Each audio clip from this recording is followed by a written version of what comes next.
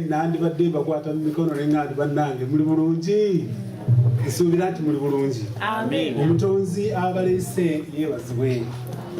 Olunaku luno lwa njawulo era manyi mu mutima nze kirwa njawulo.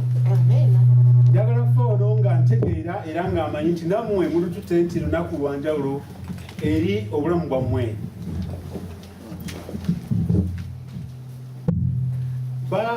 Twanjudde ne bagamba nti tujja kubeera wano okumala weeks meka? 9.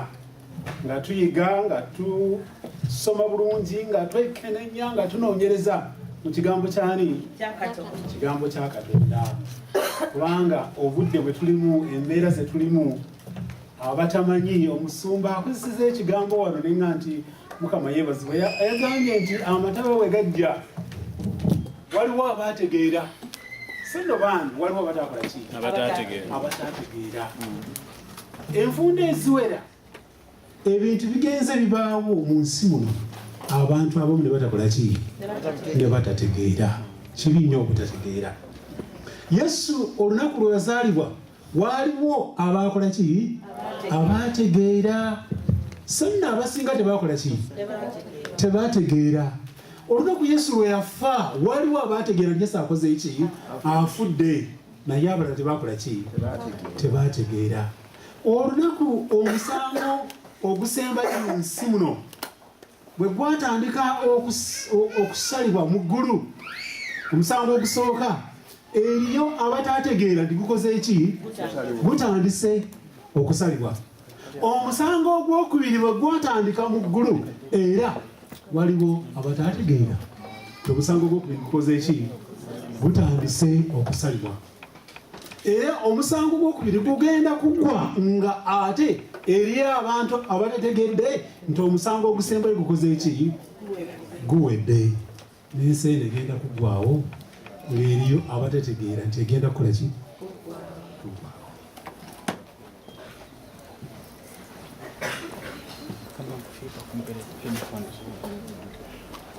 Njagadde okwebaza omusumba Kalemeera n'abakadde mwenna olw'okukkiriza okumpa omukisa guno ogw'enjawulo.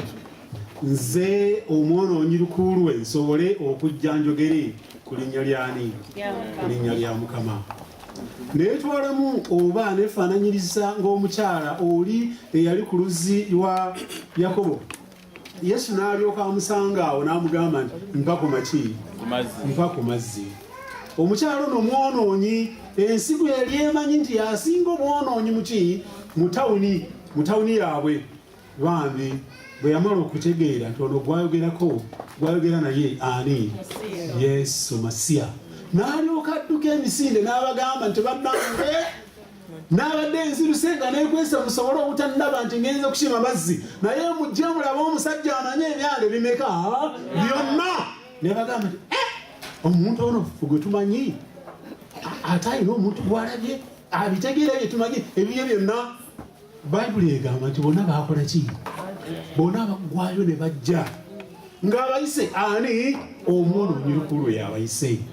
Ne bajja baawuliriza ebigambo Yesu byayogera ne bagamba nti ggwe ssebo tukukkiriza kirisibwakuba omukyalo oli omwonoonyi atukoze ki? Atubuulidde naye kubanga tuwulidde n'amatu gaffe ne tukulaba n'amaki? N'amaaso gaffe. Ne balyoka bamwegayirira jangu mu kibuga kyaffe okole ki? Oyongere okunnyonnyola ebigambo bino. Bayibuli egamba nti n'amalayo ennaku mmeka? 3 n'akyusa abantu batakyusangako ng'ali n'abayigirizwa be 12 naye n'abakyusa olw'omukyalo ono omuki? Olw'omukyalo ono omwomi. Nange mu maaso gammwe sandibadde ng'anyimirira wano n'enjogera ku linnya lyani? Ku linnya lya Yesu. Naye olw'okwagala kwe yakkiriza tinsobola okukola ki? Okujja wano njogere. Ssebo okukkiriza okumpa ekituuti kyo Mukama kuwa omukisa. N'abakadde mwenna n'ab'ekkanisa mwenna okukkiriza nti oyo yabajja ayogere eriffe wiikisi zino zonna 9. Biki bye tunaaba twogerako mu wiikisi zino 9? Bingi nnyo kw'okuba. Naye theme oba omulamwa bagiteese wano awasa omugole akola ki mu nnaku zino ewiikisi zino zonna omwenda tujja kubanga twogera kwoyo awasa omuki nga tugamba nti oyo awasa omugole akola ki ajja. That's the emphasis. Oba tokimanyi oba obadde okimanyi kiri erigwe naye the emphasis is nti awasa omugole akola ki ajja. Abagenyi mwenna abatali bekanisa abatasabira wano oba abatali ba Seventh Day nsanyuse nnyo okubalaba mwebala okujja era mbasuubiza nti singa munaasalawo ne mufuba ne mubeerawo ennaku zino zonna mujja kuwulira ebyo bimutawuliranga, mujja kulaba ebyo bimutalabanga, mujja kuva wano nga mukyuse oba musigalayo gye muli oba mwagala kusinziza wano ebyo byammwe naye ekiri wano mu nnaku zino omwenda kyo kyanjawulo tokirabangako era tokiwulirangako. Abayimba ennyimba ez'enjawulo nsanyuse nnyo okuyimba, muyimbye bulungi nnyo, mwebale Mukama bawe omukisa. Queenie, I'm so thankful for your support. Thank you very much. Abooluganda tujja kumala wano weeks 9. Weeks zino 9 ogenda kulaba n'okuwulira ebisinga nga tobiwulirangako ate tobirabangako. Manyi mumwe mubadde mulimu aba Seventh Day abamaze emyaka mu kanisa y'aba Seventh Day egiwera. Abamu mwazaalibwa muga nti we are born Seventh Day Adventist. Omanyi munange that kind of proudness tujirina moment wazaalibwa nosanga abazadde banga ba Seventh Day ebitonyo ositula busituzi nze nazaalibwa nga ndi muki nga ndi mu Seventh Day as if it means anything. Naye njagala mufube nga bwe musobola oba mu mwazaalibwa nga muli ba Seventh Day muleeta abatali ba Seventh Day nabo basobole okuwuliriza ebigambo bino. Abagenyi nanjagadde okutegeera bulungi buli week bwe tuba n'abagenyi ntegeere tulina abagenyi ab'enjawulo bwe baki basatu bana bataano 12. I would love to know that. Sam Kwesiga nakushemererwa. I didn't expect you here. I'm so glad to see you. That's my friend, that gentleman there, and whenever you see him, welcome him, please. Amen. I'm happy to see you. Mu weeks zino omwenda zetugenda okumala wano njagala nkulabule nti byogenda okuwulira tobiwulirangako. So obadde mu Seventh Day oba wabiwulirako bitonotono tugenda kukulaga kyotalabanga, tukubikulira ekigambo kya Mukama okusinziira ku Mwoyo Mutukuvu nga bw'ayagala okitegeere. N'olwekyo mbasaba mubeewo mwenna. Ekirala kye mbasaba mujja kugezaako okukola summary in your arrangements, in your programs. In a program tetubanga nayo, we have not had it for years. We will not have it for another 10 years after we finish here. Simanyi bamuntegedde. Bye tugenda okuyitamu temubiwulirangako temubirabanga nako. Nga tumaze okubiyitamu wandimala emyaka 2 oba 10 nga tobiwulirangako again. N'olwekyo you need to cut short bino ebyabulijjo byemubadde nabyo, these traditions, summarize them. The Sabbath school, do a second part, the second option of a summarized Sabbath school. Divine service, do the second option, a summarized divine service program. Tusobole okufuna as much as we can. Bye tugenda okuyiga, bye twandibadde tuyiga okumala omwaka gutya mulamba. Naye I'm going to do it in 9 weeks. Era mu weeks ezo mwenda zengenda okukozesa still musiraba nga mpanvu nnyo. I will tell you nti tujja kumaliriza nga mbagamba nti we have not done enough. Maybe we have done 50%, maybe 60%. but we are going to try. Nolwekyo essaawa z'omuzirina muziraba zagenze. Twandibadde tumaliriza naye sinatandika. Kakati njagala mbasuubize nti oba ojja wano ng'olina programs endala z'oliko, opportunity cost, bino bye tuliko bijja kutwalira ekiseera. It is going to demand that we spend some time. Nolwekyo sermons tezijja kuba zino ez'eddakiika 2, 3, 4. There will be long sermons as inspired by the Holy Ghost to reach your heart. So they will require time. And a sophisticated organization also will be needed. Omusumba yayogedde nti tujja kubeera ne sermons mmeka? 2. Eyesooka yandibadde yakumakya ate n'ey'olweggulo. These 2 sermons ze tugenda okuwulira munnange, they are not of the nature nti olwaleero sijja kubaawo munaanyumiza next Sabbath kubanga siriiwo.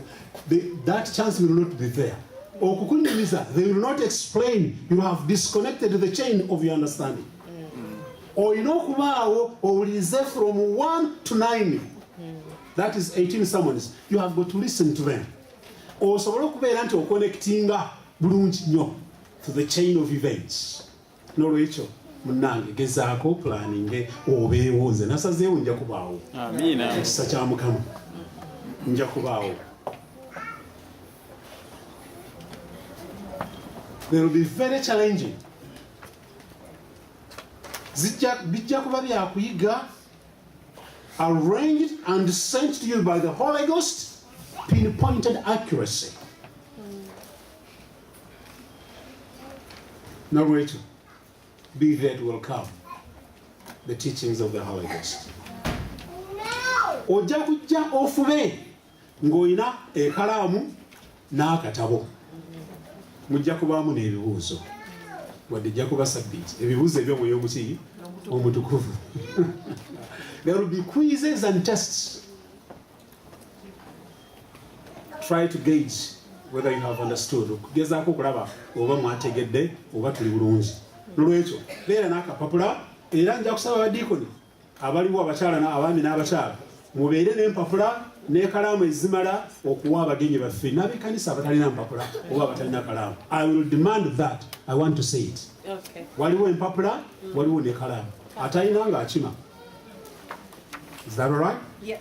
Ekyo nja kukisanyukira nnyo. Each one of us will be involved. Buli omu muffe ajja kubeera ng'akyetabyemu, era you will see until you need to get involved. Oba ennaku ebadde ekuyitiriddeko ng'oli eyo toli musanyufu, ng'oli eyo weebuuza, come, because this seminar or a workshop ojja kuva wano ng'olina etulubedde n'eryo wejja ku mutwe n'osuula wansi. Ojja kuddayo a very different person with a different understanding and perspective of life and Christianity. Ekyo kyenkusuubiza through the grace of God. Kaakati abooluganda, ebyo byonna tujja kubimala nga tusoma ki? Bayibuli. Bayibuli eno nnene erimu ebitabo bingi. Tujja kubeera mu kitabo kimu kyokka bwe kiti. Ekitabo kimu kyokka bwe kiti. Tujja kukisoma akanyiriri ku kanyiriri, verse by verse, word by word. Lwansonga. That's why you should not miss. Word by word. Kyengamba nti singa ovaawo olwaleero enkya n'otasaba next Sabbath n'otajja, kubanga tubadde word by word, tojja kutuukirira so omugambe nti bannange ye baasomeseza ki? It is word by word. N'atandikirawa kagambo kukaki kukagambo kanyiriri ku kanyiriri, talina wanaatandikira. You have to be there yourself. Will you be there? Yeah. Munaabaawo? Amen. Kagamba nti I will be there, nja kubaawo. That's okay. Others are not going to be there. Abatagenda kubaawo gamba nti nanze sijja kubaawo. Awo yotajja kubaawo. Obeera wala oddayo Uganda kumanya nti ogenda wa Kakati olw'okuboze ojja kuba olina omusango gw'amaanyi nnyo okusinga abanaabeerawo kubanga oze olwaleero. I wish you didn't come. Singa no tozze. And I'm telling you genuinely from my heart.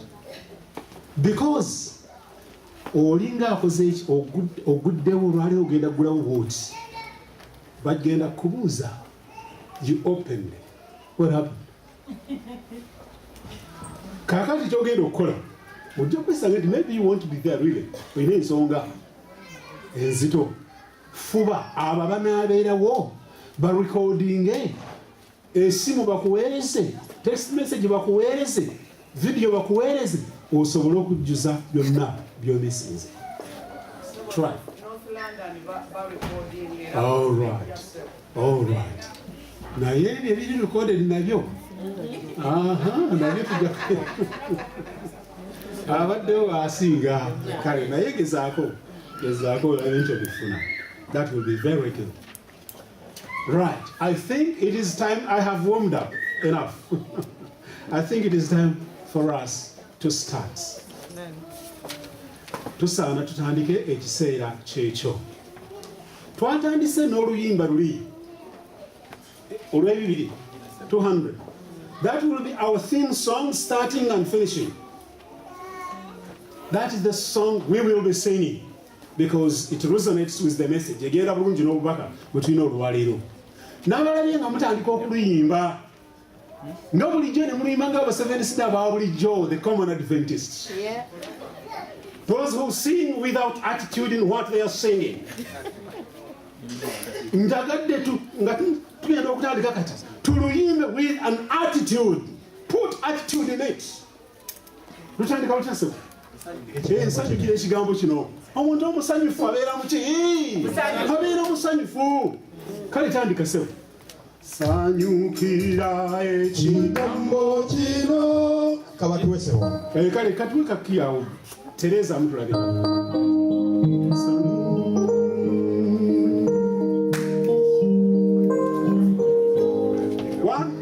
2. Sanyukira ekigambo kino. Yesu Mukama atwagala nnyo. Ebintu bingi ebisanyusa. Ekyo kisinga nti nze nkwagala.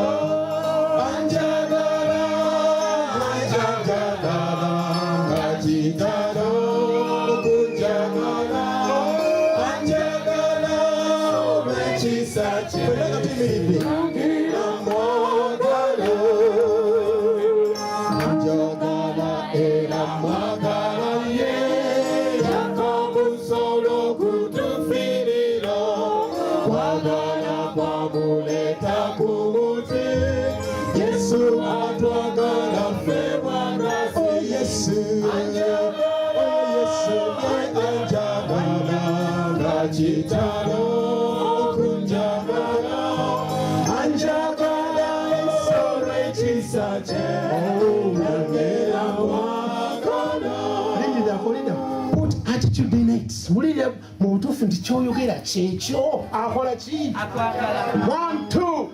Anjagala nga kitalo kunjagala anjagala solo ekisa kye.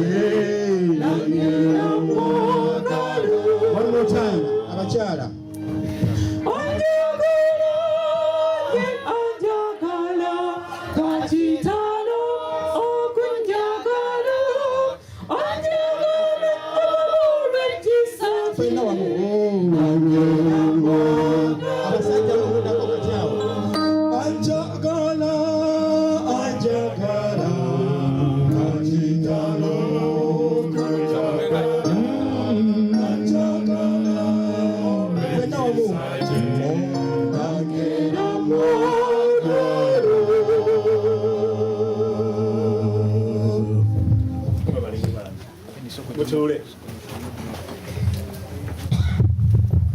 Omuntu mu butuufu ng'omwagala birabika nti omukola ki? Era abaagala nabo balaba n'ogaa nti abo bakola ki? Abo baagalana.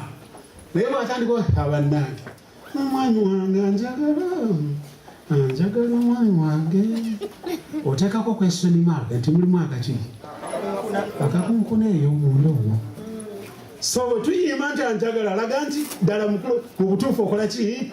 Okkiriza nti akwagala naawe omukola ki? Omwagala. Tugenda okuyiga, tugenda okulaba ebigambo by'okwagala naawe.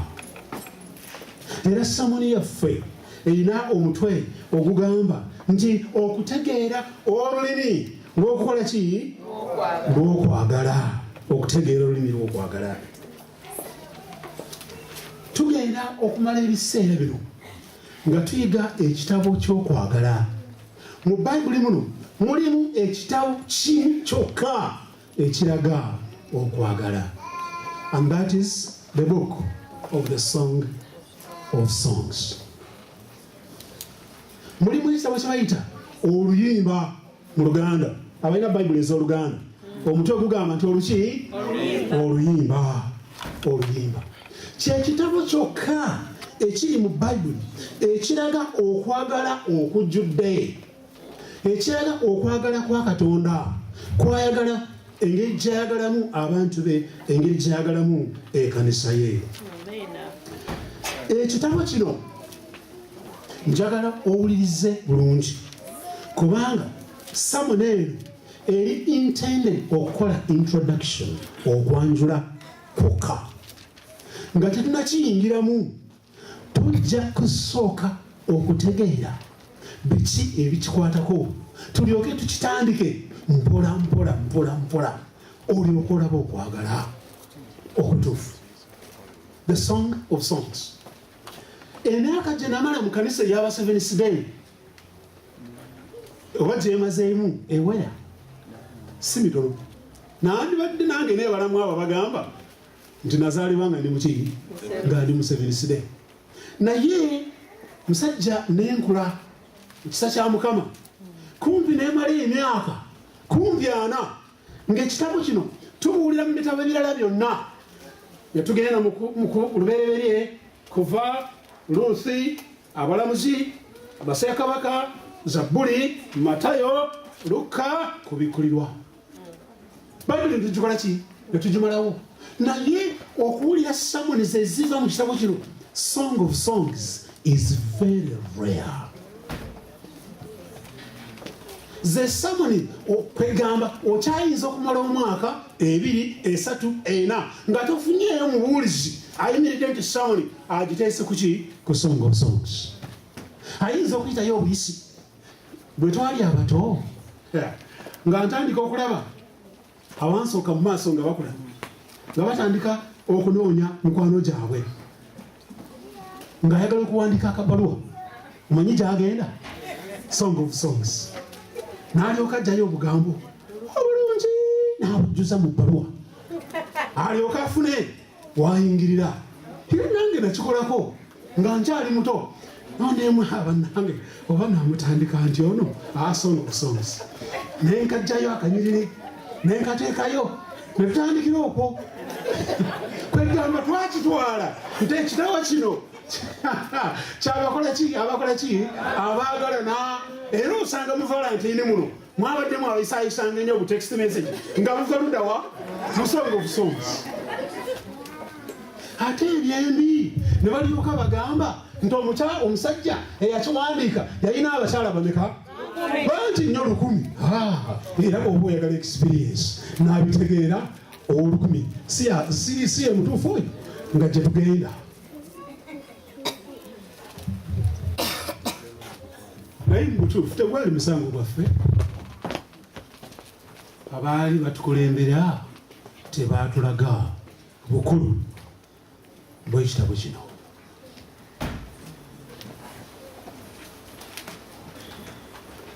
Song of Songs. Ekitabo kino kitugenda okusomako kituyisa oluyimba. Wuliriza bulungi. Kyekitabo ekisinga obuzibu mu bitabo byonna ebiri mu Bayibuli. Did you hear that? Kwegamba kizibu nnyo nti amagezi ag'omuntu yekka tegayinza kukinnyonnyola. Bakakensa abasomye professionals, PhD holders, professors balemwa okunnyonnyola ekitabo kino. Number 2, uliza bulungi. Kizibu nnyo nti yakiwandiika yekka yasobola okukikola ki? Okukinnyonnyola, kubanga yategeera ebyo byeyakola ki? Byeyawandiika. Kizibu nnyo mu ngeri gye bakiwandiikamu, ate kizibu nnyo ne mu mbeera gye kirimu. It is so complicated in nature and construction. Kizibu nnyo mu nfunda ezo, in those 2 ways. Ekyokusatu, ekitabo kino Song of Songs, oluyimba, okumala emyaka 3,000 nga teri muntu akitegeera ku nsi kuno. 3,000 years. No one would understand the meaning of this book. Naye waiseewo emyaka 1,700 nga Katonda aguddewo bw'ati nti kati ekitabo bakole ki? Bakitegeere. 170 years.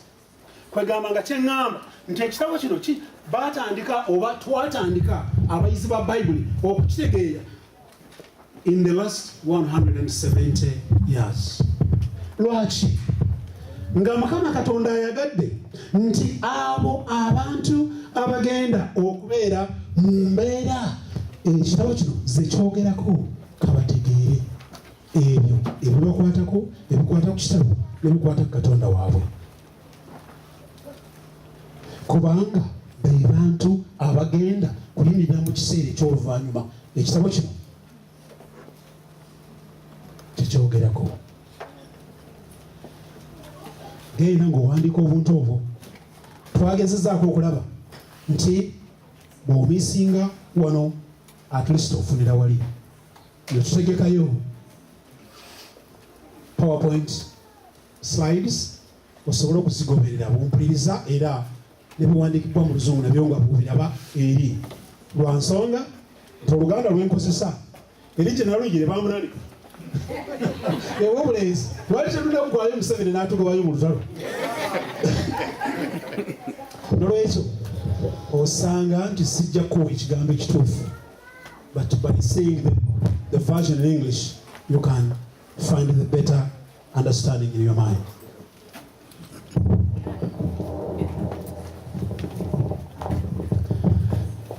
Ekitabo ky'oluyimba. Okay, just a little bit. Okay. Ekitabo kino eky'oluyimba Abayudaaya oba Hebrews kye bawandiika nga bagamba nti it is Shah-Hashlim. Kitegeebwa kyate Abayudaaya bakitegeera nti kirimu amakulu ag'enjawulo agatali mu kitabo ekirala kyonna mu bitabo ebiri mu Bayibuli. Ne bategeera nti obubaka obukirimu Katonda yekka ye yabuwandiika. N'abuwa prophets, bannabbi babutwale. Bannabbi ne babuwandiika into scrolls. Ne bawandiika emizingo gy'ebitabo. Emizingo gy'ebitabo giri mu Bayibuli egikirizibwa nti mizingo mituufu egyalungamizibwa Omwoyo Mutukuvu tugiyita canon scrolls. Emizingo egikirizibwa nti mituufu. Mu nsi muno mulimu Bayibuli entuufu ne Bibles enkyamu. Ng'enkyamu ezo teziri canonical, they are not canon. Tezalungamizibwa Mwoyo Mwoyo Mutukuvu naye nga Bayibuli zisomebwa. Singa okuta Bayibuli y'Abakatuliki erimu ebitabo ebisukka ebyo bye tulina bye bayita extra canonical books. Kwegamba nga balowooza ndowooza yaabwe nti nabyo byalungamizibwa Mwoyo Mutukuvu ne babikozesa. Naye ebitabo ebyalungamizibwa ensi yonna byemanyi nti byalungamizibwa Omwoyo Mutukuvu mu kubiwandiika biri 600 nga mwotwadde n'ekitabo kyaki n'ekitabo ky'oluyimba. Abayudaaya bo bagamba nti ekitabo kino ekya Song of Songs oba oluyimba kiri kimu mu bitabo obutonotono obutaano obuteekeddwa wakati wa Yobu ne Danieli bwe bayita Meglos, nga bagamba nti obutabo obwo obutonotono butabo bwa muwendo nnyo ng'ebitabo ebirala ebisigaddewo, era teri njawulo mu byo ebinene na buno obutabo obutonotono. Muliriza, Abayudaaya baakikiriza nti ekitabo kino kyawandiikibwa Mwoyo Mutukuvu. Yesu bwe yajja ku nsi n'akkiriza nti ekitabo kino kyawandiikibwa Mwoyo Mutukuvu. Ne bannabbi abaddira be tumanyi, katugambe nga Nabbi White, yakkiriza nti ekitabo kino kyalungamizibwa Mwoyo Mutukuvu. Abatume abaasooka okukulembera ekkanisa ya Kristo ng'avudde ku nsi ne bakikiriza nti ekitabo kino nakyo kyalungamizibwa Omwoyo Mutukuvu. Era singa osomye mu bitabo by'Abayudaaya, the Jewish Encyclopedia, ojja kusanga kye bagamba Universal Jewish Encyclopedia volume 9 page 698. Ekitabo kigamba nti ekitabo kino kirina obubaka obw'enjawulo obukulu obukwata ku bununuzi bwa Katonda nga nunula ekkanisa ye. Encyclopedia eyo neegulumiza nti ekitabo kino tomala gakitwala nga bw'okitwala nga bw'oyagala okugulumiza okwesavinga nga bw'oyagala okwekolako. Kimanye nti ekitabo kino bigambo by'Omwoyo Omuki, by'Omwoyo Omutukuvu. Tukyagenda ku introduction. Yesu atuyita n'atugamba nti Abakristaayo, abantu be basaanye basome ekitabo kino. Era mu nnaku ez'oluvannyuma abaana ba Mukama bonna abakkiriza bajja kusaayo omwoyo basome ekitabo kino, kubanga kibakwatako. Kubanga kikola ki? Kibakwatako. Oba olina ebitabo byonna by'oyagala okusoma mu nsi nga tonabisoma, sooka osome ekitabo ky'oluyimba, kubanga ekitabo ky'oluyimba kye kisinga ebitabo byonna ebiri mu Bayibuli obulungi n'okutegeeza okwagala kwa Katonda eri ekkanisa ye. Simanyi ekyomu kiwulidde bulungi. Eddoboozi be libulaabula temufaayo, lijja kudda.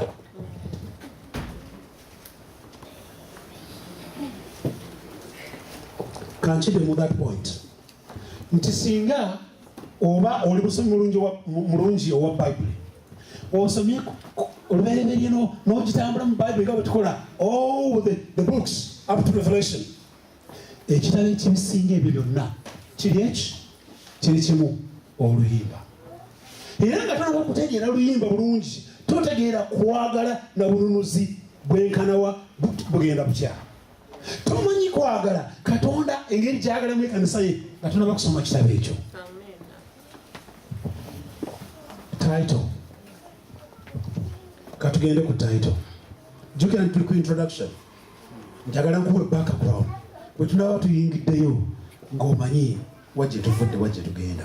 The title oba omutwe. Bikulako mu Bayibuli yo, noonya ekitabo ekyo.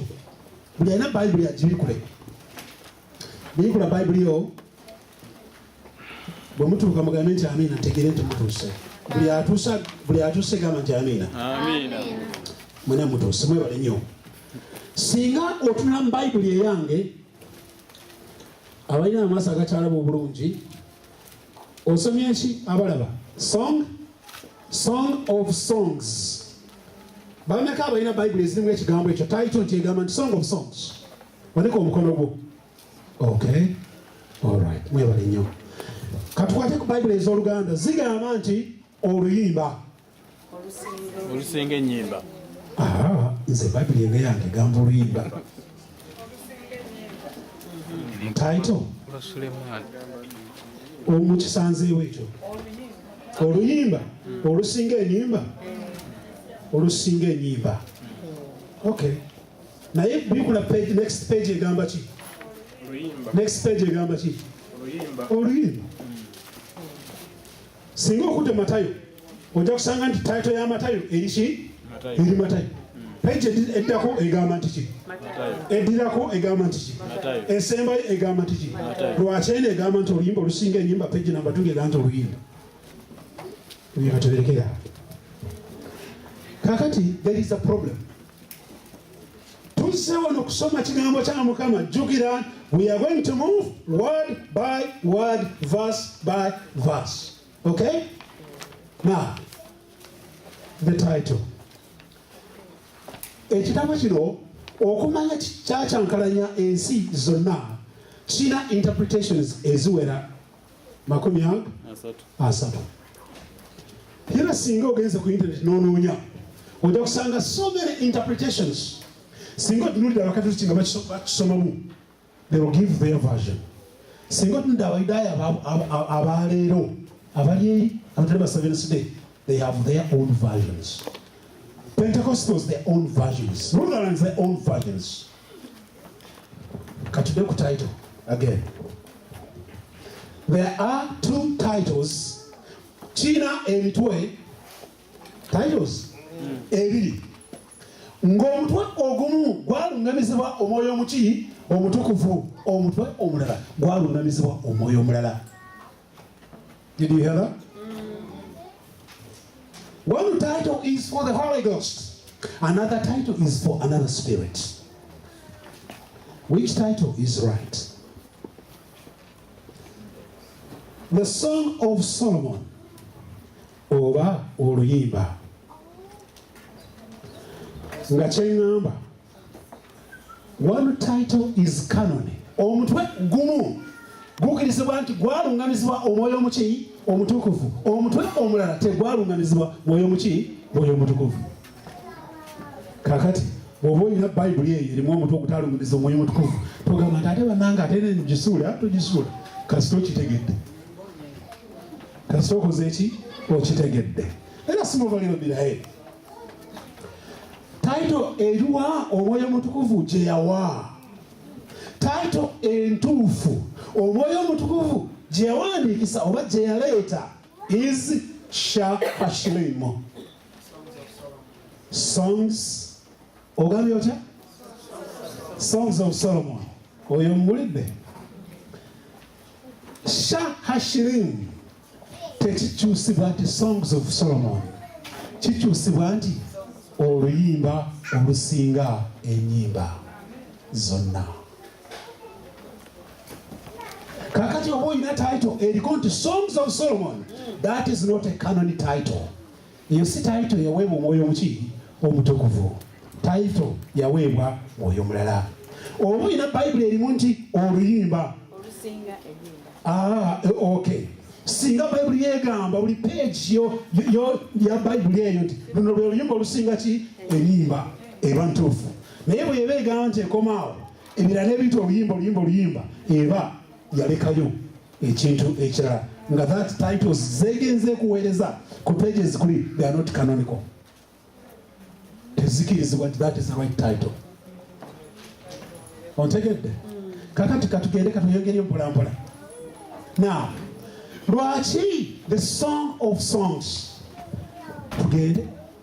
Lwaki mwoyo mutukuvu yagamba nti luno lwe luyimba olusinga ennyimba zonna? Why? Kubanga ebigambo ebiri omwo tolina walala wogenda okubisanga okujjako awowoka. Ng'ate bikwatagana ku bulokozi bwa Katonda, ku kwagala kwa Kristo eri ekkanisa ye, eri abantu be. Kwegamba omwoyo omutukuvu ng'awandiikisa kyetwandiise the greatest, the most technical, superlative importance, superlative literature of love. Omwoyo omutukuvu agamba nti ebigambo by'okuwandiika ku kwagala ebisingayo obwakakensa mu bakakensa byonna nabiteeka mu kiki? Mu kitabo ekyo. Kyavudde akiyita oluyimba olusinga ennyimba zonna. Kwegamba, it is a Hebrew idiom. Abasomye ku literature. Kwegamba twandigambye nti Luyonaani, ebiconcome by'Abayonaani ebiri mu bunnabbi, is a prophetic idiom of love. bigambo by'obunabbi ebyokwagala ng'omwoyo omutukuvu yabiwandiikisa okulaga okwagala okusinga mu nsi Katonda kwalina ku kkanisa ye. Are we together? Kakati abakiwandiikisa nti Song of Solomon bo baali bakijjawa bo emphasis essira baaliteeka ku eyakikola ki eyakiwandiika. Bo balowooza nti kino kitabo kyali kitabo kya Solomaani. Nolwekyo kati kitume erinnya nti Song of Solomon. Kwegamba nga bwe tugamba nti King of Kings, Lord of Lords, bwe tuteeka ate Song of Songs. Yesu nga bwali Mukama kabaka w'abakaki bakabaka, Katonda w'abaki w'abakatonda, n'oluyimba ne lufuuka oluyimba olusinga ennyimba zonna. Do you understand it now? The superlativeness of the Holy Ghost expressing his love to his church. Ani yakiwandiika? Well, King Solomon kuva mu mwaka ogwo olwenda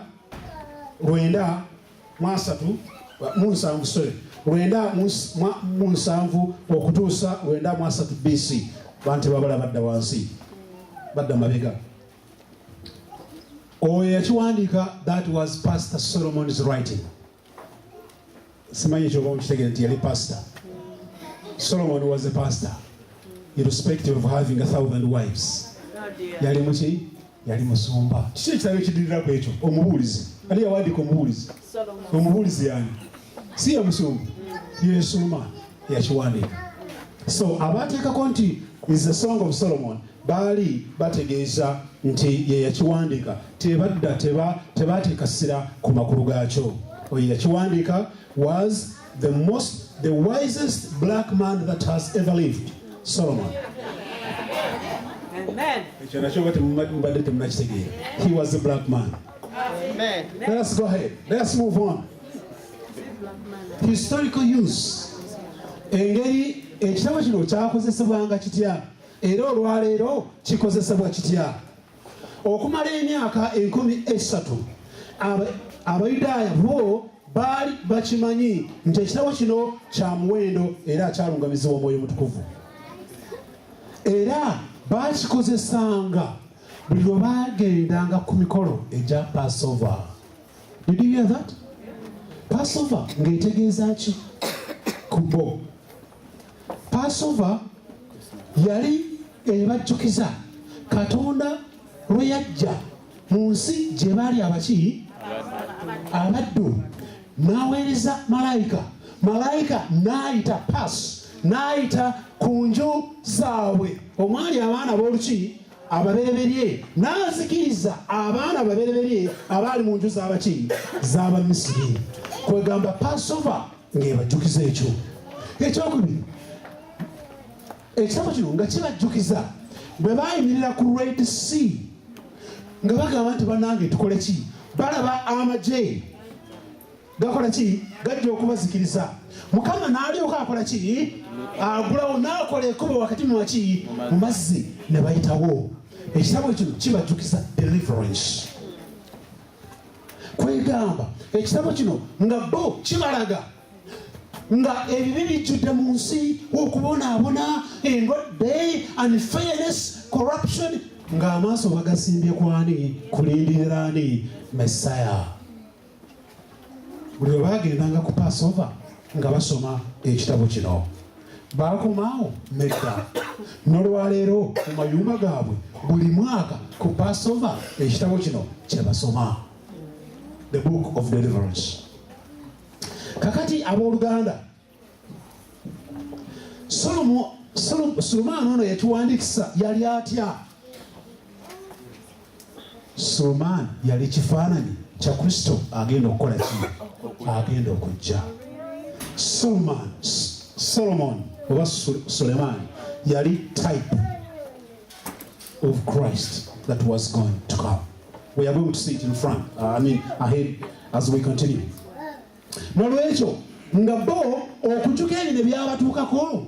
Ekitabo kino kyali kibagamba nti nga malayika bwe yajja nga muli mu Misiri n'abayitako, eriyo malayika agenda okusembayo okuzikiriza ensi eno, mwe agenda kukola kisiiru kubayitako abatwale mu ggulu azikirize bali.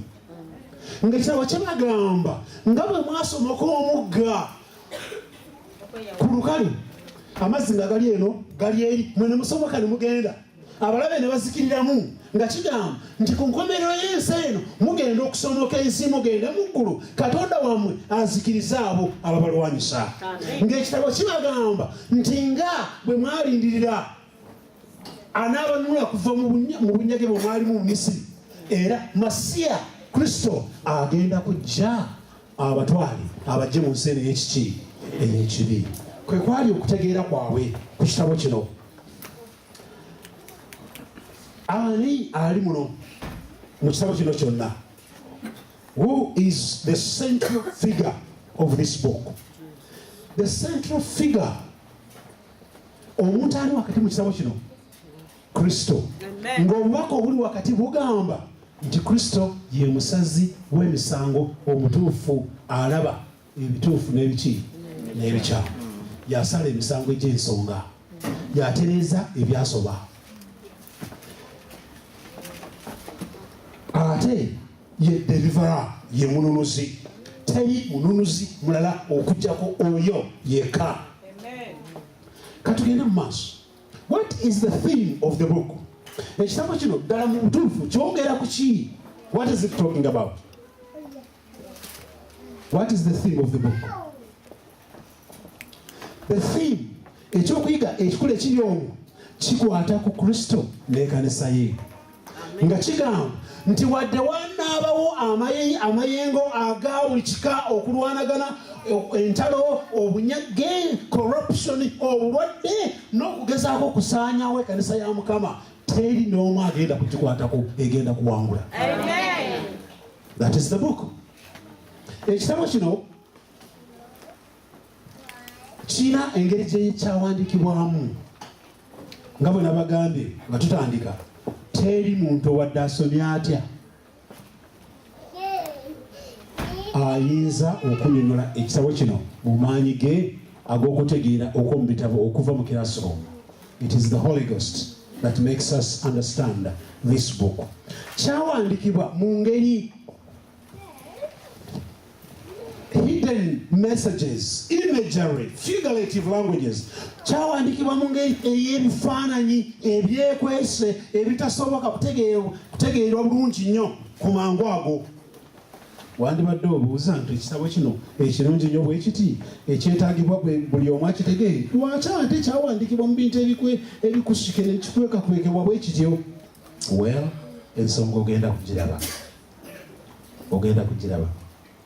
Naye in a snapshot kyogera ku ki? It is a wedding poetry. Kikwata ku mbaga. Kikwata ku ki? Era mwabaagala embaga mutuuse kulaba embaga esingira ddala obuki obulungi. Era wano tugenda kubeera n'embaga nkuganda. Embaga amakeke gyo tolabagako wano. It is a wedding poetry. Kwegamba poetry, Omwoyo Omutukuvu gyawandiise mu lulimi oluluwe ne mu kalaamu ezze ng'awandiika nti this is me writing this in the most sophisticated manner that no one can understand except the Holy Ghost. Amen. Who wrote it. Amen. Abooluganda, lwaki tugambye nti kitabo ky'obunabbi bw'embaga? Teri wantu wonna w'onoosanga obunabbi mu mbaga okuggyako wano. Kiki ekyogerako? Ekitabo kigamba nti awasa omugole akola ki? Ajja. The bridegroom is coming.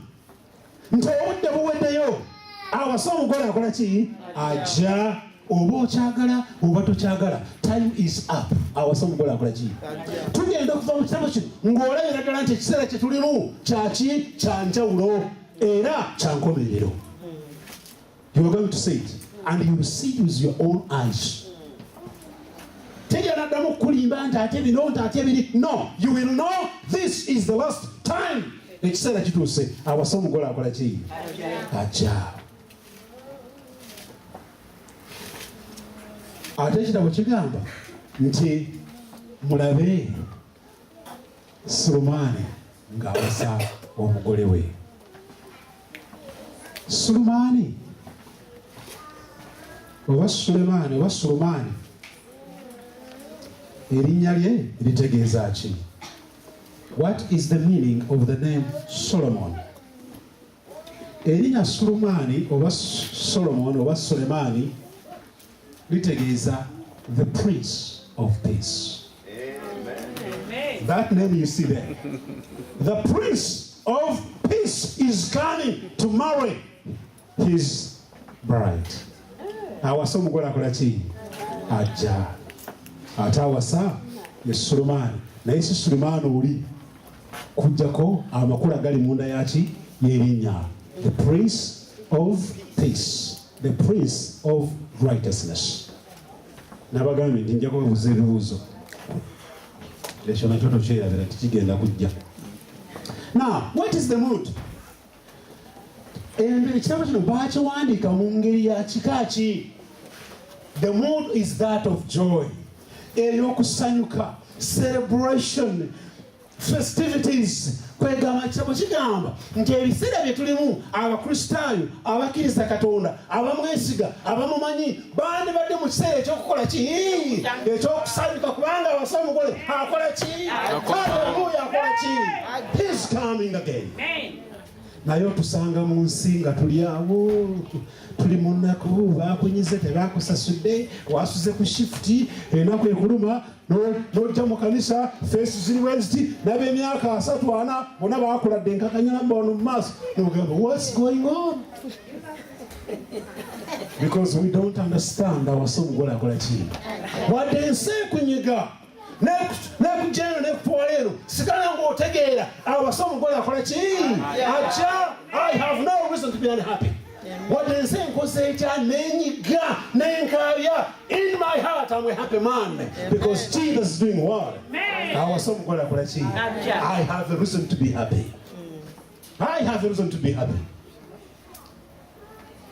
Weeks zino tujja kuba nga tugezaako to lift up your joy, your festive mood, to make sure that you wait. Amen. And you wait with a smile on your face. Let us run so quickly, dear friends. All day. Now, lwaki ekitabo kino kirikuliddwa mu kiseera kino? Kubanga bali mu kiseera kino be bagenda okulaba omugole ng'akola ki? Ng'ajja. Nolwekyo basaana okumanya omugole by'ayagala, beetegeke bamulinde nga bamanyi nti akola ki? Olinda otya omuntu bw'atamanyi nti ajja? How do you do that? Osanyuka nnyo okumanya nti gweninda akola ki? Ajja. Kubanga amanyi nti ajja. Kwegamba ng'ekitabo kitugamba nti tugenda kuyita mu persecution, financial persecution, religious ne batugiganya mu mirimu, mu byokulya, mu byokunywa, mu byokwambala. Naye nabagamba nti mu byonna ebyo mubeere mu festive ki? Festive mood. Mubeere mu mood ey'okusanyuka n'okujaguza. Bwe muyimba ensi emanye nti abo balina gwe balindirira. Somebody is coming for them. Naye bwe muyimba ono nabali abali wabweru ne batawulira nti eri abayimba, bwe mufuluma ne mufuluma nga abatamanyi kye muliko, ne beebuuza eno ebadde social gathering, kino kibadde ki? What is it that is going on here? Awasa omugole bw'anaaba nti ajja, you have to be in the festive mood for him. Amen. Abooluganda, generation eno, this generation of ours, ekitabo kino kitugamba nti it is not going to end without the coming of the bridegroom. Amen. Abantu ffe abaliwo mu generation eno gye tulimu, you are going to see it. Tegenda kuggwaawo nga generation yanuwa bwe yaggwaawo, generation eyasooka neddako, amina eyokubiri neddako n'eyokusatu. This is the third one. Amataba ne gazikiriza, bali mu budde bwa Yesu nabo ne bavaawo, ne tuyingira mu budde bwaffe. We are the most blessed generation because awasa omugole ajja kujja mu budde bwaffe. That's what you ought to know. eri abantu bosanga mu kanisa ne weebuuza oba ddala these are Christians n'obakyalira mu maka ewaabwe ne weebuuza really do these people mean what they say they are? Sometimes you wonder if that is true. The Bible mukyala nabbi waffe mumukkiriza nange mukiririzamu Egi White atugamba nti okwagala okulungi okutalabikangako mu nsi muno abantu bonna balina okwagala nti naye eri oyo alina okwagala okusinga. Solomaani gwe yawandiikako ng'akozesebwa omwoyo omutukuvu kwagala kwa Yesu Kristo n'ekkanisa ye okuli mu Song of Songs. Nabbi White nga yawandiika ng'aconfirming that that Song of Songs does not talk about your husband and your wife.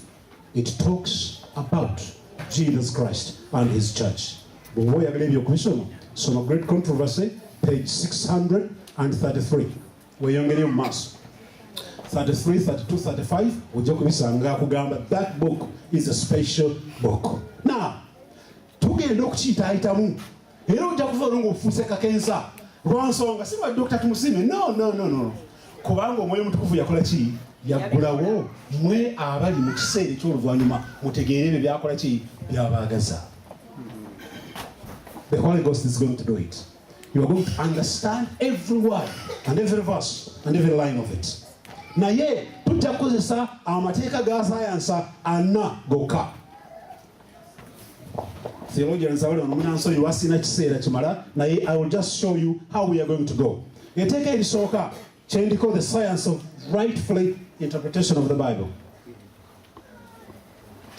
The four techniques we are going to use. Technique number 1. Tujja kukkiriza nti ebitabo byonna ebiri mu Bayibuli byalungamizibwa omwoyo omuki? Omutukuvu. Ekyo bw'oba tonaba kukikkiriza then you have a problem. Naye bw'onooba okikkiriza then you are on the right track. Number 2. That's principle 1. Getugenda okukozesa nti ebyawandiikibwa byonna byalungamizibwa omwoyo omutukuvu. Akokubiri tujja kunoonyereza amakulu agali mu kigambo okuva mu lulimi olwasooka original language. Tujja nawe bw'olina okukola bw'osaanye okukola ng'osoma Bayibuli osanga ekintu ky'otategeera ddayo mu lulimi olwasooka oba osobola okututegeera oba buuza. Akookusatu ke tujja okukozesa kyendiko kati byakol abaasoma bali bagamba nti the humanitical principles. Akookusatu ke tugenda okukozesa is the spiral principle. Nti ebyawandiikibwa byetooloola buli kyawandiikibwa nekyetoolera ku kiki? Ku kinaakyo.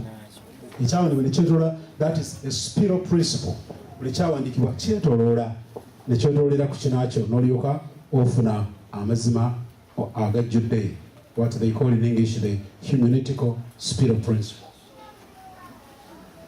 Akookuna era akasembayo sisita waffe yakatusomedde wali n'atugamba akunjagala mukasome mwenna Isaaya 28:9 agambye atya? Sisita yatusomedde akanyirira ako abalina Bayibuli mwenna ez'Oluganda katukasome ffenna buli omu Bayibuli gy'alina n'ow'Oluzungu naawe soma. We are reading loud. Otuuse? 28 olw'omwenda. Ani gwaliikiriza? Musome mwenna. Ani gwaliikiriza okumanya era ani gwalitegeeza ebibuulirwa? Otyo abo abaleseeyo okuyonka era bavudde ku mabeere. Kibuuzo. Abo baleseeyo okuyonka abavudde ku mabeere banaayigiriza? N'agamba nti atezeeko ekibuuzo ng'aga nti lwaki? Eriyo ensonga kubanga kiragiro ku kiragiro ogenda maaso olunyiriri ku lunyiriri ku lunyiriri wano katono wali alekeraawo ojja kumalayo ng'otuuseeka.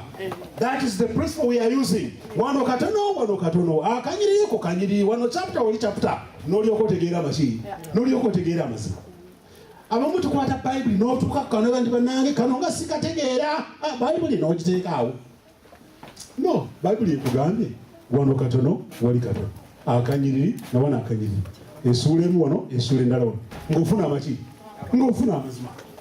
Tweyongereyo What is the purpose? What is the purpose? Purpose okulaga okwagala kwa Katonda. Purpose okumagnifyinga kwegamba. What is magnification? Okuzimbulukusa ofisi ya Kristo mu ggulu. To magnify it, to emphasize the meaning of atonement. Okuemphasizing n'okusomesa okutabaganya kwa Yesu Kristo ng'atabaganya omuntu n'ani ne Katonda we. Tetutegeera nakatono Katonda tabaganya atya omuntu omwonoonyi ne Katonda. Yesu Kristo yakikola atya? How is it being done? We don't understand. Tuli twesunga, tuli ba seventh day, mutufu tuli ba seventh day, but we don't understand salvation at all. Tetugitegeera. Tulowooza salvation bino bye nakola bino bye nkoze. That's not it. Salvation comes from the Lord. Okununulibwa obununuzi buva eryani eri Katonda yabugaba. Ekitabo kino kitulaga abugaba atya era bugenda mu mitendera ya kika ki. Nekitulaga nekijjawo nekitulaga omusana wakati w'ekkanisa entuufu era mu abagenyi abali wano oba oyagala okumanya ekkanisa entuufu ng'ojja. You come and understand this. Ojja kutegeera ekkanisa entuufu n'ekkanisa enkyamu ezitali z'amaki ez'amazima. Otegeere Katonda omutuufu ne bakatonda abakyamu, omununuzi omutuufu n'abanunuzi abaki abakyamu. Mu kitabo kino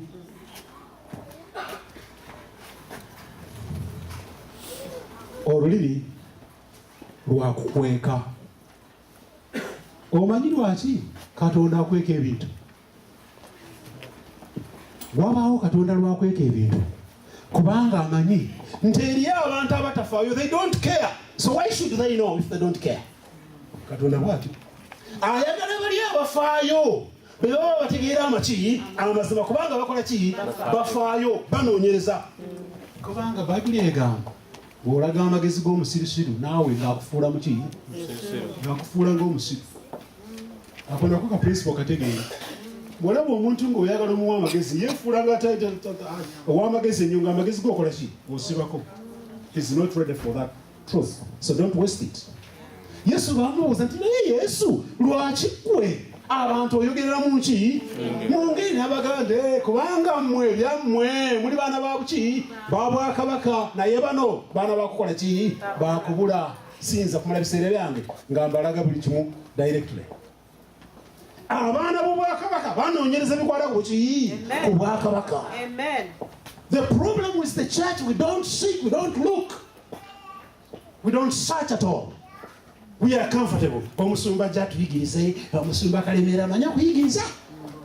Bw'atali baawo bw'oligaana okunoonyereza ng'obeerawo olinda ye nyenkya bakugamba nti yagenze Kampala, nyenkya bakukubira akasimu nti omusumba munnange yasazeewo okwebaka. Ng'okola otya? The book is telling you this is now the time for you to search the scriptures. Now, uliriza kano ekitabo kino kiwandiikibwa ng'omuzannyo, drama. Is that the right translation? Omuzannyo gino gye tugenda okulaba bakayimbira mu National Theatre wali kiwandiikibwa ng'omuzannyo. Kyekyava ne kirema abantu okukitegeera because it is a drama, it is a prophetic drama. Mu Bible yonna teri anywhere else where there is a prophetic drama except here. Ebintu byonna biteekeddwa mu muzannyo. Is a drama nga gwe okukitegeera obulungi olina okukola theatre wano otandika ozannyo omuzannyo abantu bategende kumbe bwe bityo. Is that how it is really? That's how it is. Kankulage w'okulabira nti ddala muzannyo ogenda okulaba nga waliwo akonkonye, bw'akonkona nga waliwo omuwala eyeebase mu buliri afuluuta nno, bw'awulira kakodi ng'akonkonye ku luggi n'avaayo mu buliri n'anoonya ekyambalo n'akola ki n'ayambala n'agenda akole ki agulewo. Okugulawo gw'agulirawo takoze eki taliiwo. Naawe neyeebuuza alazeewa n'ayambala akatimba ke ak'obugole n'ekyambalo ky'obugole n'adduka n'agenda mu tawuni. Atuuse mu tawuni ne bamubuuza nti onoonya ani? N'abagamba nti bannange ampasa mwamulabyeko tetunamulaba nti gwani nti anti nze gwagenda okuwasa. Ne bamugamba nti olimba ggwe tagenda kuwasa ggwe. Ne balyoka bamucapa ne bagira akagunda kagundi nga ne bakola ki ne bakasuula eri ne bamugamba nti genda ggwe agenda kuwasa omuwala ali eri ewaffe. Oyo si Katemba mwerere. Kakati bw'otuuka omuna bw'oba tonategeera what is going on bwebuuza what is going on here. Nga bamukubyaakubye bwe batyo n'abagamba nti wadde mukubye bannange mbagambe bwe munaaba mumulabye oli anjagala mumugambe nti mwagala omutima gwange mufiirako nti genda oli musiru tayagala ggwe. Oyo si Katemba mwerere. Baani abazannya mu muzannyo guno? Who are the actors? The bridegroom. Ye Kristo n'ekanisa. Ye Kristo. Ani omugole? Ekanisa ye. Nkuwa list y'abantu abazannya mu muzannyo guno gw'obunabbi. 1. The bridegroom. Awasa omugole. 2. The bride. Gwe bagenda okuwasa. 3. The bride's mother. Maama azaala omuki? Maama azaala omugole naye mwali. Nyazaala. Takomaawo. Elder brother naye mwali. Omuko naye mwali. Otyo. Ate nebaayo n'akalala akato ka little sister. Akamala kato era mugenda kukalaba wano. Nga katonyo bambi. Nga tekayina n'amabeere nga kaagala kafumbirwe. Kale, ne omuntu ne yeebuuza. Ko omwana wo talina n'amabeere. Kakati oli ku lusajja ofumbirwe okoleyo ki? Ogende nabyo biri eyo. N'osangayo n'abalala.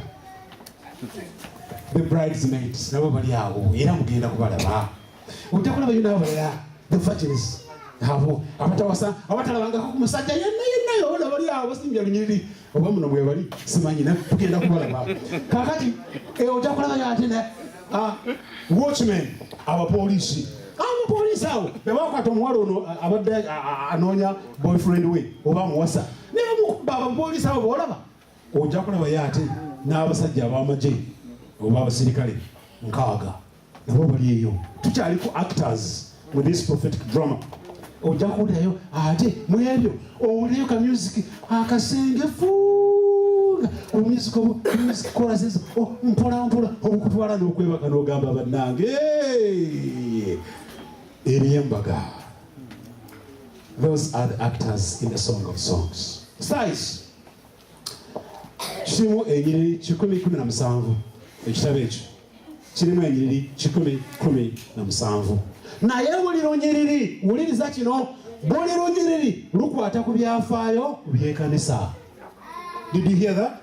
Buli lunyiriri lukwata ku byafaayo byaki by'ekanisa. Kwegamba singa tokute byafaayo by'ekanisa n'obitegeera bulungi togenda kutegeera kitabo kyonna at all. Kyekyava ne kirema abantu kubanga bali tebamanyi tebalabangako tebasomangako tebakiririza mu byafaayo eby'ekkanisa. Abooluganda, what is the significance of this prophetic drama? Mugaso ki oguli mu kutegeera obunabi buno obwawandikibwa ng'omuzannyo? 1. Kristo ye yawasa omugole. Number 2, omugole yekanisa ye. Number 3, drama yenna gwonoolaba ng'osoma Bible oba negwonoolaba ku stage ajja kuba ng'akwata ku history ekanisa mweyise abantu ba Mukama mwe bayita nga balindirira omuki nga balindirira omugole. Now n'olwekyo kitegeeza nti ffe wiiki ze tunaamala wano tujja kuba twesomako. We are studying about us as we are waiting for the bridegroom who is coming to marry us. Tujja kumala wano ebiseera nga twesomako. How is it going to happen? Ye byali bitya? Bigenda kuba bitya? How is the story? How did it go? Eri abantu abali mu busevensi nga tebamanyi obusevensi bwavaawa buliwo obutabusaanyidde kubeera butya. Obalabawo. Ekitabo kino kigenda kukyalenjinga mu ngeri gy'otalabanga mu bulamu bwo. Kijja kukwata ku ngeri gy'olya kikwate, ku ngeri gy'onywa kikwate, ku ngeri gy'oyambala kikwate, ku byonna by'okola, byonna by'okola.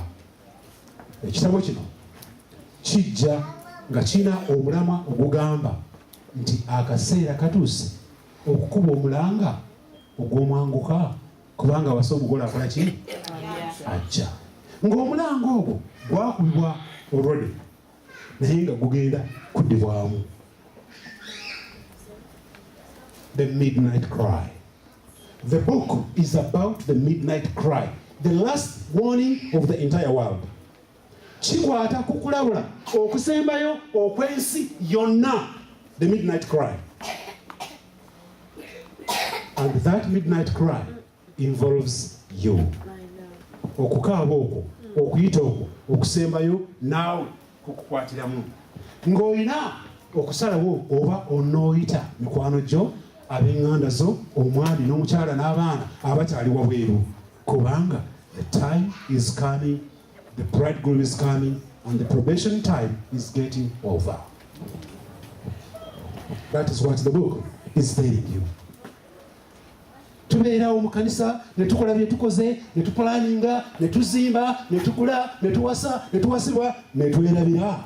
There is some danger dawning upon us, and we are not very careful.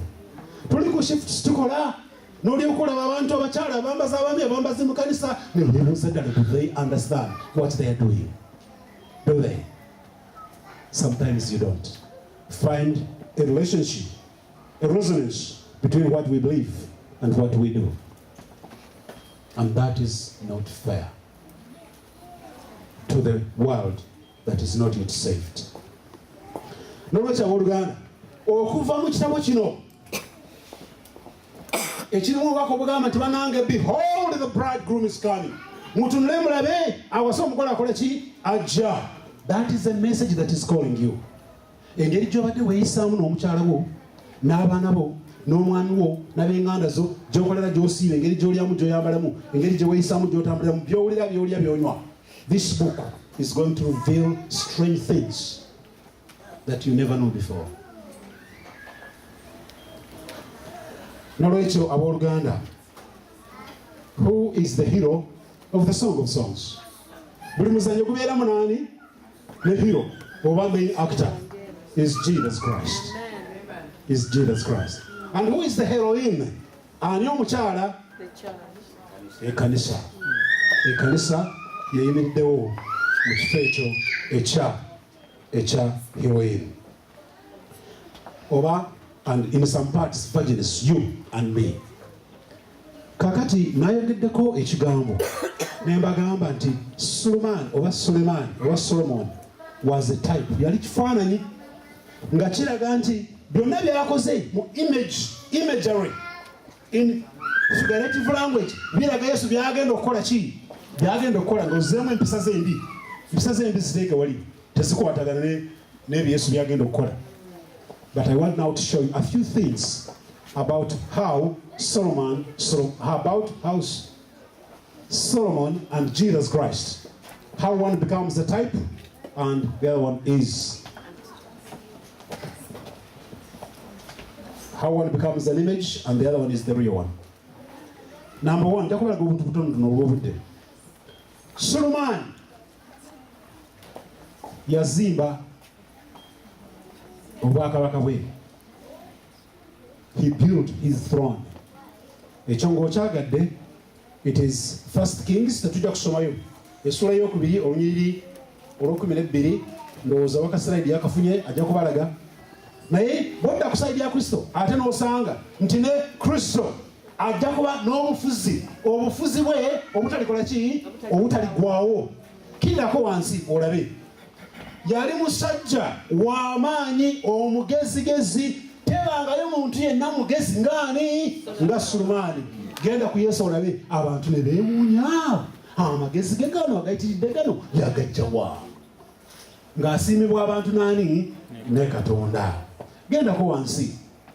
Sulemaani yayingira mu kibuga kye with triumph, yayingira n'obuvumu nga muwanguzi, bangira mu kibuga kya Sulemaani abantu bonna ne basanyuka ne bamusanyukira ne baala engoyi zaabwe. Genda eri Yesu olabe.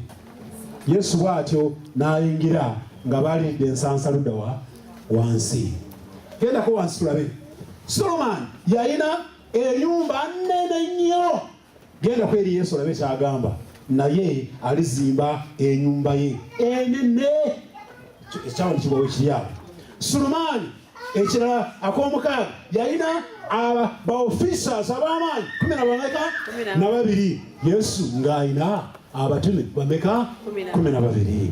Katugendako wansi katono tuno tumulaba ate. Sulemaani yawaayo ebiweebwayo oba ekiweebwayo ekisinga obukulu mu bantu abaali bawaddeyo ebiweebwayo. Sulemaani yasinga. Genda eri Yesu nti n'okuwaayo n'awaayo obuki? N'awaayo obulamu bwe. Obulaba nga bwe bagenda.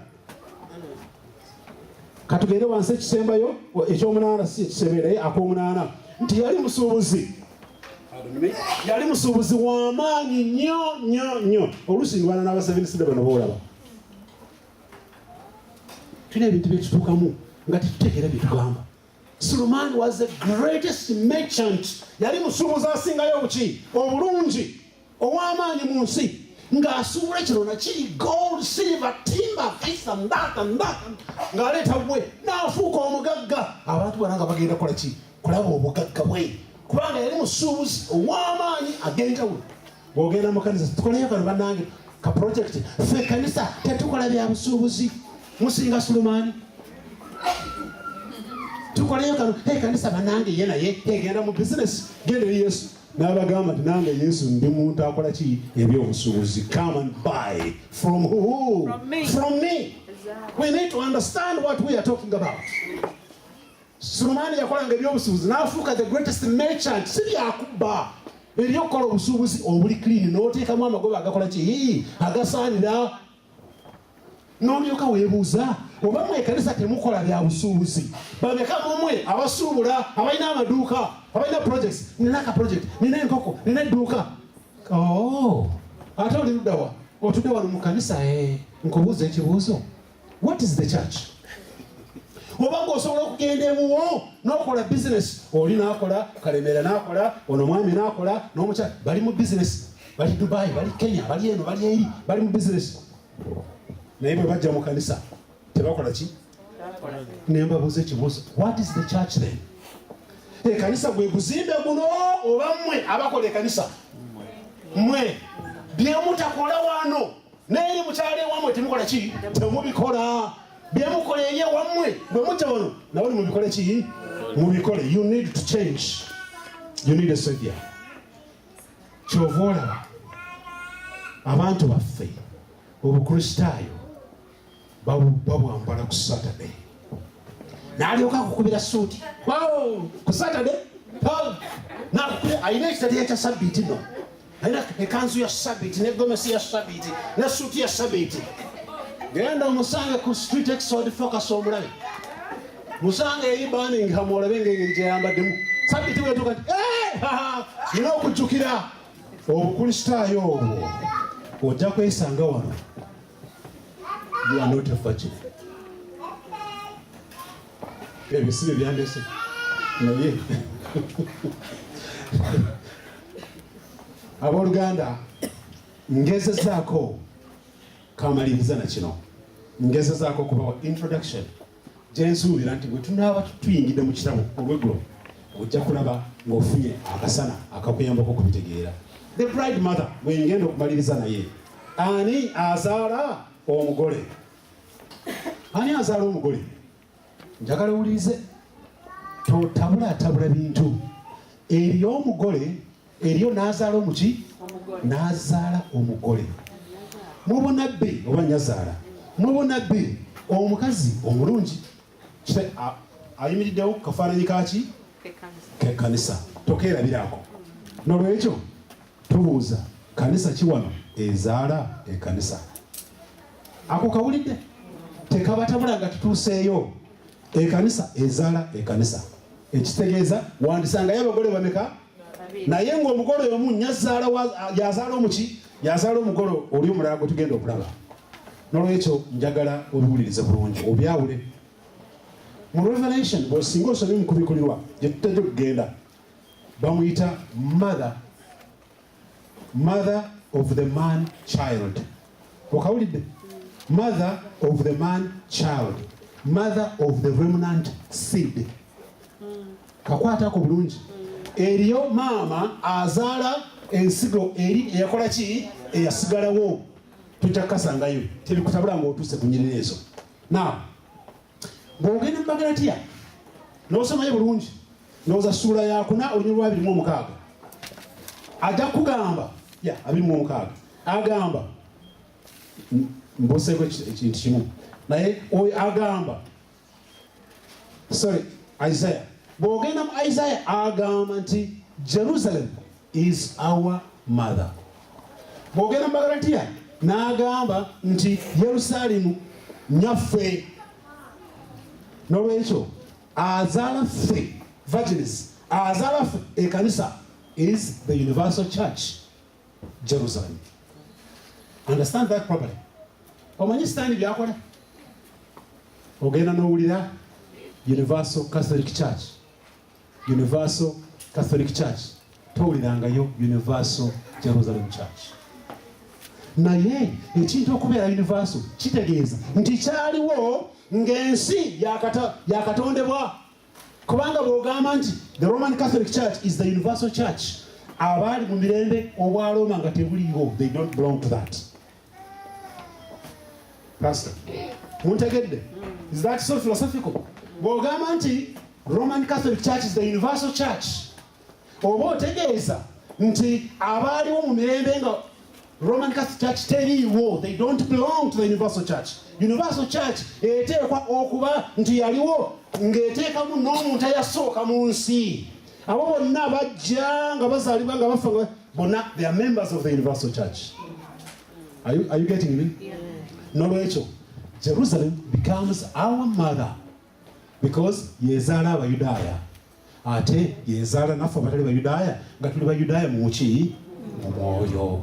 Bible neryoka egamba nti obulokozi buva mu baki buva mu Bayudaaya. Right. You want to get lost on that one when we get there. Temujja kubula. Is that okay? The bride and the bride mother. Kakati, that is all the introduction about the Song of Songs.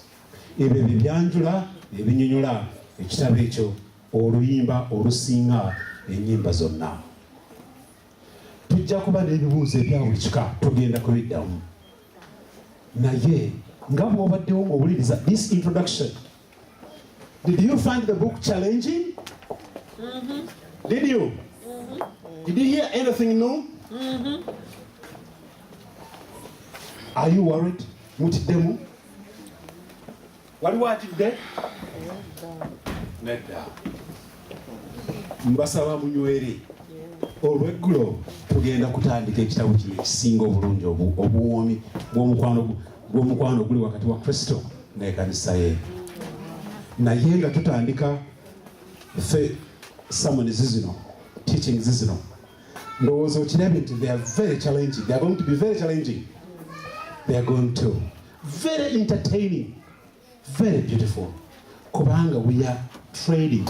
Tutandise okulinnya ku bigambo eby'omwoyo omutukuvu ebisinga obulungi byonna omwoyo omutukuvu bye yali awandiise naye nga bitukola ki bitukwatako. Ekibuuzo ekikulu kiri nti are you part of the virgins? Bavagins be babeera munda mu kanisa ya Mukama. Nga tutandika n'abalaze, the bride's mother is Jerusalem, the universal church. Naye tugenda kuyita mu mitendera ng'emitendera egyo gijja kuba gikwata mu kanisa ng'ebwe yali efaanana buli kaseera. Ekitabo nga bwe kitunyonnyola ojja kulaba ekkanisa yali efaanana etya okuva wano okutuuka wano okuva wano okutuuka wano. Mu kanisa mwoli. You are the virgins. Mukama bw'anaaba akomyewo ajja kutwala ekkanisa ye. Naye mu kanisa ajja kutwaliramu ki abantu as individuals. takoma okutwala individuals, akoma okutwala ekanisa ye. And you are part of that church as a corporate organization. The question I want to ask you, what kind of a virgin are you? Oli mukristaayo wa kika ki? Oba oyagala kubeera mukristaayo wa kika ki? Now come this evening after lunch and you will see some of the miracles of the Holy Ghost talking about you. Mukama bawe omukisa.